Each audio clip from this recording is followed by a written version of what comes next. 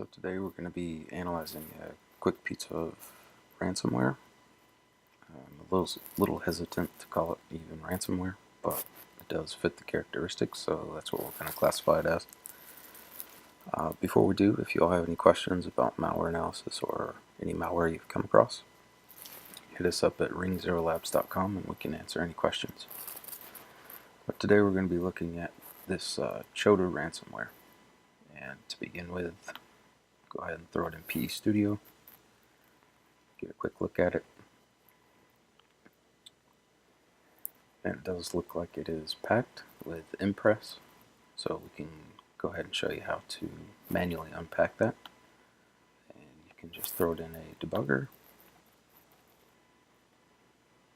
Go ahead and get to the entry point.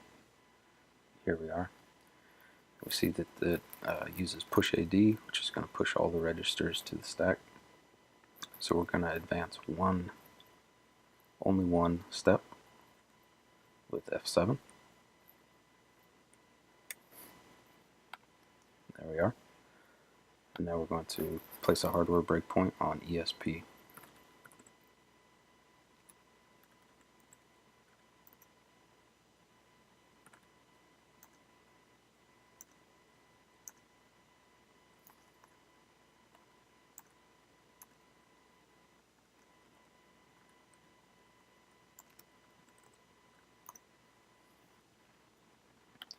Then from there we're just going to run, and the next place it breaks should be at ESP, when everything's going to be lining the stack back up and getting ready to execute now that it's unpacked. So we advance one step, and right now we're at the original entry point. So we can take a dumper import reconstructor such as Scylla, go ahead and search, get the imports, and dump out the file, fix up the file, and should be good to go.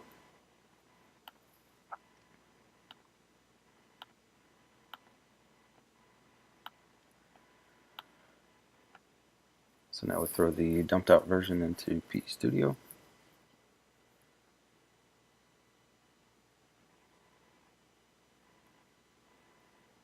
And here we can see that we have quite a few strings. It's talking about passwords and task killing Explorer, starting Explorer, there's a batch file.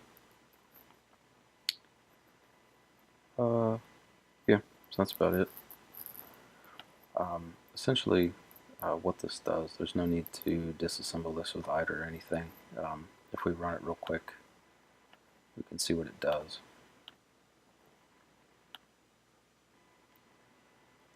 And this is essentially it. It didn't do it because I'm running it in a sandbox, but I'll show you what it would do outside of a sandbox.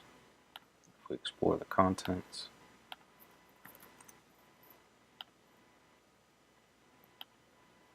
you can see that it drops out a batch file, and that batch file essentially will kill explorer.exe, which means the whole Windows interface here will go ahead and go away. So all your background and the taskbar and everything will go away. And then it's going to echo this text here, which is obviously in a different language. Either that's Chinese or Korean. Looks like Chinese. But essentially it'll instruct you to go to this site, and the site is a Google Docs site, and it looks like this. Essentially this is Korean, and it's a Korean ransom note that is instructing the users to basically do this, saying you can't find your files have been compromised, email this address after you've performed these actions. And the actions are rather odd. It asks you to create a YouTube channel, subscribe to this YouTuber, and and then send a screenshot of the subscription to this email, and they'll send you the password to unlock your computer. That's a little odd. This could be either a proof of concept ransomware or just a joke ransomware to get people to go to this YouTube channel, but with the recent scare of ransomware across the globe, like tactics like this would scare somebody, and if the demand was to pay money, some people may do it. So even though it's simplistic, these things do tend to work sometimes. But in this case, there is no encryption of files or anything. It's just a scare tactic, and the password that it needs for the command prompt that it pops up is I love Choda. So, and then once you put that in, it will start Explorer back for you, and then the user thinks that their computer's better now. So there's no persistence for this. There's no like crazy injections or keyloggers or anything. It's simply killing the Explorer, which makes the user think something happened to their computer, which for normal users, they wouldn't know how to recover from that. And then asking them, to go out and do the YouTube stuff.